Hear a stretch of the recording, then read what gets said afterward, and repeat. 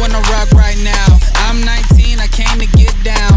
I'm not internationally known, but I feel rock bass when it comes to the microphone. You know I straight rock that.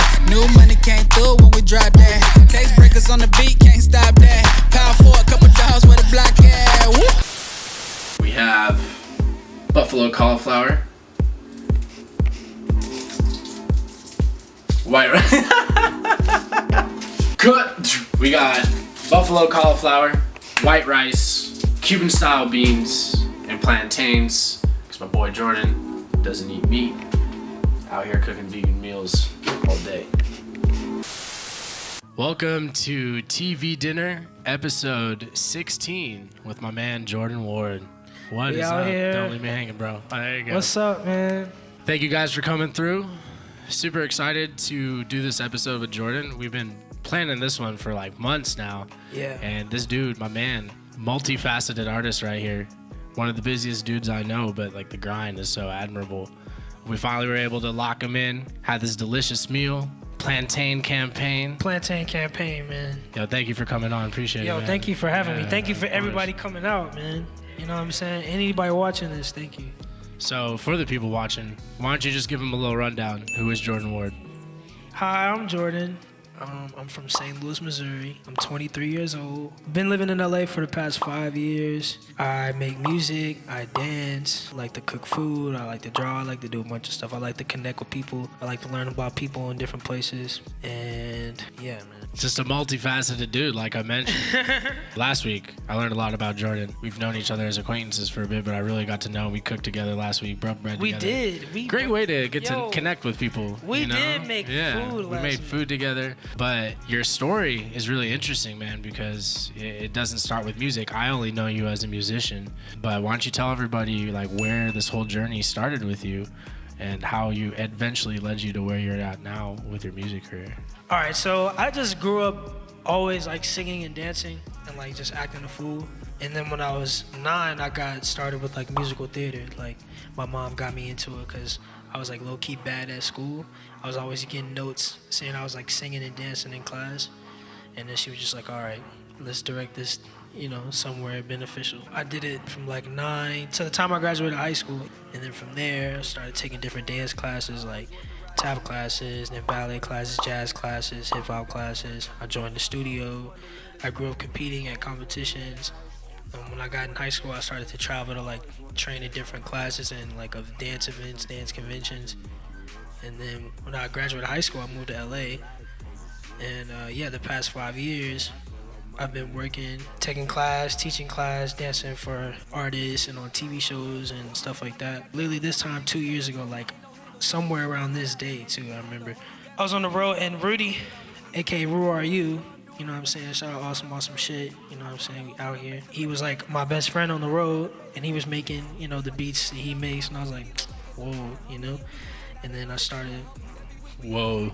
Right, bro. You know what I'm saying? Music for sure. No, he's crazy. When I was younger, I also wanted to like make music. I wanted to be like a famous singer and shit. Like, you know, I wanted to be like, you know, Chris Brown before I remember when Run It came out, I was mad because I thought somebody took my spot. Like I was like 10 watching MTV like, oh shit, Chris Brown, who is this guy? But then when I got older, I guess I got like less serious about it. Like I used to write raps and shit or whatever. Fast forward like some time and I was on the road and I had mad free time. I just like started like rapping for fun and I was like, oh, I really like doing this. So then like I got some equipment on the road and just started recording. And then like once I got back to LA, I started, you know, going to studios and meeting different people, different producers. And I put out my first EP, you know. And here we are. Just trying to make more, trying to keep making more stuff, you know what I mean? Yeah. Your style is really interesting to me when I first heard it. For me, it was like something I'd never heard before. Really? Yeah. That's so crazy. I mean, this guy is out here like singing and rapping on like boom bap beats essentially, but like that modern day flavor on it. Like describe where your influence comes from.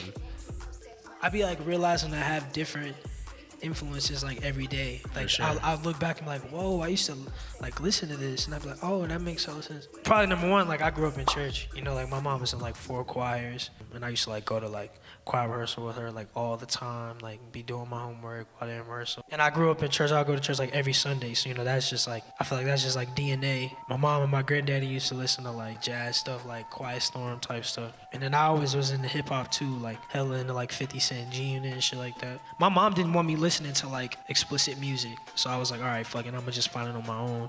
I grew up in the time where you had like a CD player. So you didn't have hella music. So you had like a CD player and you had the bus ride to school. So you had to pick like 3 CDs you was gonna keep in rotation in your backpack, you know what I'm saying? So for a long time it was like Me Against the World, it was like All Eyes on Me, it was like Illmatic, Ready to Die.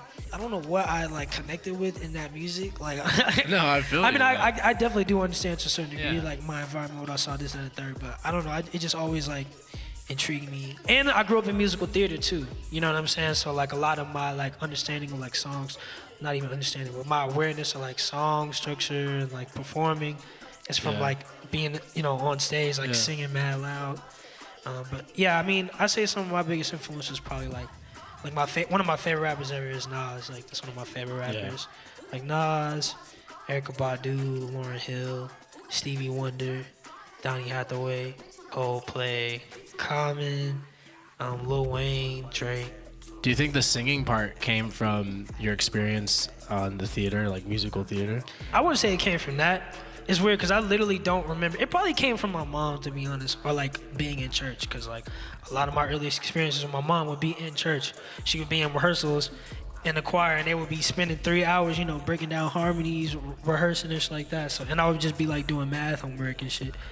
But I say that to say because like I remember singing my whole life. I don't ever remember thinking like that I couldn't sing. Like if I wanted to sing, I just sing. Like to this day, if I want to sing some shit, I just start singing. You know. That's dope.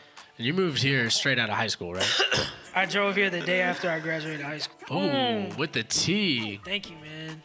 What would you say was the best piece of advice that you got? You know, when you're young, you first moved out here. I remember when I was 18, at like one of my last like senior year like dance showcases. This shout out Rio from St. Louis. He went to the same school that I was dancing at that time as a kid, so he came back and was like talking to us. He was asked the same question by my mentor Red. Shout out Red Williams. He was like, you know, Rio, what advice would you give to somebody if they wanted to move to LA? And he was just like, be strong-minded. Like you gotta have a strong mind. And even though I understand it way more now, even then I got it right away. I was like, whoa, like be strong-minded. You gotta have a strong mind. You know what I mean? Because like you gotta have your own fucking back. You know what I'm saying? Like even when you don't have your own back, when no one has your back, even when you fucking yourself up, you gotta be the one to pick yourself back up. That's the only thing that's gonna get you through. It don't matter how much someone encourages you, like compliments you, no matter how someone like talk shit on you, how much someone, you know, tell you you're not gonna do it. At the end of the day, if you don't believe what you doing, if you don't believe what you're about, then, you know, eventually you're gonna have to level up. If you don't believe in you, who's gonna believe in you, right? Sometimes people will believe in you when you don't even believe in yourself. True. You know what I'm saying? Very true. It's funny how these lessons, like as you age, like when you first hear it, it obviously resonates, and then the more you experience life, it's just like you understand like a further layer of that message, right? Facts. A further It's layer of that piece of advice. Everything that we you got. learned in preschool is low key right. High key right. You know all what the I'm like saying? simple shit, all the corny shit that you're like, oh, that's, you know, Treat that's so people the way you typical. want to be treated. Yeah, it's just like all facts. So you were mentioning your classic albums that you had in your backpack. So now I want to know, you're stranded on an island. You can only take 3 albums with you. Dang. Which albums would they be? Dang. I love questions like this. Me and Gordon be doing stuff like this all the time. All right, but it always changes. So I'm probably this is how I'm feeling right now. Yeah. How I'm feeling right now. Like it'd be Stevie Wonder, Inner Visions, Ooh. To Pimp a Butterfly, Ooh. and then dang, I'm trying to think of other genres. And maybe like Coldplay, Milo Zoloto. Man, that's a diverse set right there. Oh. Or Ghost Stories. I don't know what y'all listen to Coldplay. Milo Zoloto, man. Damn, that's a diverse set right there. That's what I was thinking of. I was like, Yeah. okay, how do I have something that's gonna feed me in all ways? That's a layer a lot of people don't think about. They just Because like, I'm fire not trying to off be the on that first bitch three forever, albums. yo. If Yeah. I'm straight on the island, best believe eventually I'm gonna get up off that shit. So I need some, I'm trying to keep it going. For Shit. sure. Well, my man, thank you for coming on. Excited for your performance that we got coming up right now. Man, Thank you guys for Let's coming get it. out. If you guys like what you see, throw us a like, hit us a subscribe. If you want to see someone on the show, hit us up, let us know. Other than that, TV Dinner, episode 16 with my man, Jordan Ward. Thank you, bro. boom. Thank you for having me.